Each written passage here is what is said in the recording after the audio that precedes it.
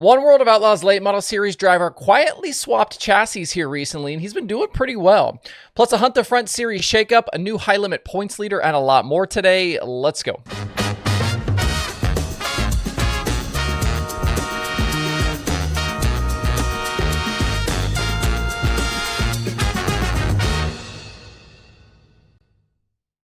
It's Sunday, June 29th. I'm Justin Fiedler. This is DIRTRACKR Daily presented by Kubota Genuine Parts. If you are a Kubota equipment owner now or you plan to be in the future, then you're going to need the myKubota app. It's an essential tool for managing your equipment efficiently and effectively. With real-time monitoring, maintenance reminders, and diagnostic alerts, myKubota streamlines your operations and helps prevent breakdowns. You can also access helpful Kubota resources such as maintenance schedules and manuals. You can investigate fault codes, get help with step-by-step guides, and watch video resources to get the most out of your Kubota machine. And if you need parts or service, you can quickly locate the nearest dealer to your current location. It doesn't matter whether you're doing construction, you have a big farm, maybe you use Kubota machines around your house. Take control of your equipment and streamline your workflow today with myKubota. Download the app and experience the difference. You can find the app in the Google Play or Apple App Stores. You can click the links below in the video description or scan the QR code on your screen. Over the last few weeks, if you are dialed into dirt late model racing, a name you've been seeing up towards the front a little more often is Ashton Winger. Winger is back out full-time with the World of Outlaws this season after a few years away, but it's been a battle so far. The season didn't start great down south, and he didn't really start to find his footing until the May shows at Mississippi Thunder. He did lead laps and finished second at Swainsboro before that, but just no consistency.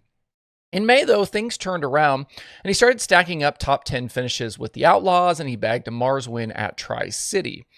If you remember back to 2024, Winger actually decided to start campaigning his own dirt late model chassis design, moving away from rockets. He and father Gary partnered with Doug Stevens in Georgia to build what they call fusion chassis. Running this different design continued into the season. That was until a few weeks ago. Things seemed to be going fine until the Dream Week at Eldora. Winger pulled in during the B-Main on the Flow Series night, and they appeared to break something after bouncing around in their Dream Prelim heat race later that week on Friday, and they never raced again the rest of the event, DNS in the Prelim B and DNS in the Saturday heat race. 9 days later, when they went to Wilmot with the Summer Nationals, suddenly the Fusion logos were gone from the car. That includes on the rear spoiler and the halo. And some of you might even remember that Wilmot night because it was the race in which Winger flipped pretty wildly in the feature. In this image here, you can see, obviously, no Fusion logo on the spoiler. There were folks who thought this was a Fusion that he flipped, but it sounds like it was actually a brand new rocket. And since then, things have been going pretty well. Third at Davenport, fifth and seventh at Peevely, second at Springfield, and third back on Friday at River Cities. I don't believe he's addressed it, and there aren't any rocket logos on the car. That includes on the halo above his head. The only real public acknowledgement about it was a Brandon Shepard Racing Facebook post about a, quote, all-rocket chassis podium at Springfield. Over the last year or two, it seems like the news has usually been a driver and team switching away from rockets. So it's notable that we have someone now swapping back. And this might be a situation like Jimmy Owens where there was a switch out of necessity, but it could also just be that they wanted a change. It seems to be working, though, and Winger back in a rocket now gives them 3 high-profile guys running them. That includes Shepard in the Rocket 1 in his own B5, plus Tyler Erb. Shepard has had absolute crap luck lately, but Erb has been winning with the Summer Nationals. Longhorn continues to really dominate the national tours, but maybe there is some hope of a rocket resurgence here. With the World of Outlaws late models over the weekend, Nick Hoffman went back-to-back at River Cities and Norman County. The 2 victories bring him back within 100 points of leader Bobby Pierce, with the gap now 76 headed to Nodak Speedway today. Winger was involved out front in that Friday race, leading laps. He also bent some sheet metal and tangled with Drake Troutman. He also dropped an F-bomb live on Dirt Vision after the race. Earmuff the kids for that one. If you're curious how Donnie Schatz's nieces fared, they were both B-Main runners on Friday, but made the feature last night with Layla Eisenschenk finishing 16th and Amelia Eisenschenk finishing 17th. You can watch action today from Nodak live over on Dirt Vision.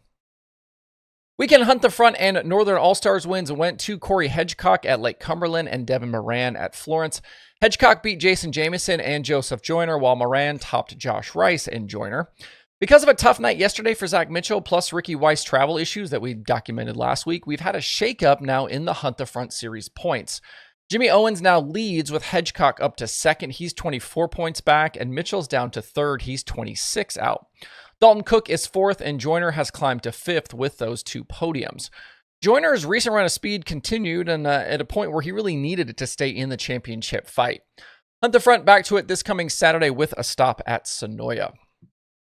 Summer Nationals still rolling right along as well, with Trey Mills winning back on Thursday at Macon. He just barely held off Brandon Shepard at the end to win the Herald and Review 100. Shepard had to drive through the field twice in that one after starting deep and then later having to pit. Jason Fager won Friday at Farmer City and last night at Highland. B-Shep leads the Week 3 championship heading to Clarksville today. Switching over to sprint cars, 3 nights at Lucas Oil Speedway and 3 different Kubota high limit sprint car winners. Aaron Reutzel survived a late race slider from Tanner Thorson to win back on Thursday. Rico Abreu bounced back from a tough few weeks to go 4th to the win on Friday. And that was in a race where Tyler Courtney and Ashton Torgerson also led laps. And then last night, Sunshine finally got it done after leading laps the previous 2 nights. That was Courtney's first high limit win of 2025 and second overall sprint car win. The series goes quiet now for the 4th of July holiday, but they go into the break with Aaron Reutzel now the points leader. He jumped over Brad Sweet and now leads by 9. We talked earlier this year about Reutzel kind of being a problem now joining the series, potentially being a championship contender here, and it's starting to get serious, picking up some wins, running up front, and now really contending here. Courtney is 3rd in the standings, Rico is 4th, and Brent Marks is 5th. We spotlighted Tanner Thorson on the show last week and his coilover setup that is starting to pay dividends. He was good all 3 nights. He went 2nd, 3rd, 4th, led laps as well. He's likely too far back to contend for the title, but he's very much in that franchise conversation. Up in Wisconsin, David Gravel and Carson Macedo split the World of Outlaws sprint car wins at Cedar Lake. It didn't seem to bother Gravel on Friday that his front nose wing was wonky late in the going. Macedo battled Gio Scelzi last night before Scelzi lost a right rear tire late, ended up 18th. I was glad to see Kelby Watt walk away from a nasty crash where he flipped out of the ballpark in between turns 1 and 2 last night. I believe I saw that was his only car, so hopefully we'll get a chance to see him back on track again soon. The Outlaws also on a break now. They don't race again until July 10th. Other weekend sprint car winners included Cale Thomas with the All-Stars at Mercer. Justin Grant has now won 3 straight with USAC. He topped Logan Seavey and Kyle Cummins at Fremont.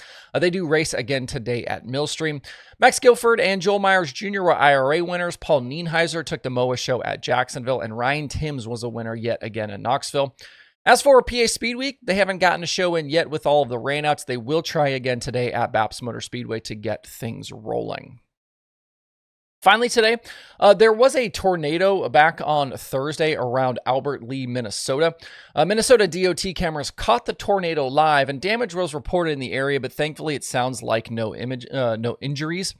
In this photo, however, you can see some trucks on the highway, and if you look closely, you just might recognize 2 of those trucks. The first one out front is the World of Outlaws Sprint Car Series Command Center, and the second is the World of Outlaws Tech Trailer. They were obviously en route to Cedar Lake, and I'm sure just a bit nervous to look out their windshields and see a tornado out front. A hat tip to the TSR social media folks for spotting this. That's the show for today. Hope you guys have a great Sunday out there. We will see you right back here tomorrow.